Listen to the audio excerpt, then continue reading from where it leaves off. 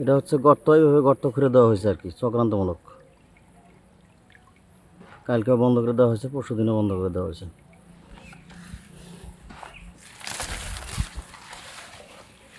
এটা হচ্ছে নেট, নেটের নিচ দিয়ে, এই যে নেটের নিচ দিয়ে করে দিছে।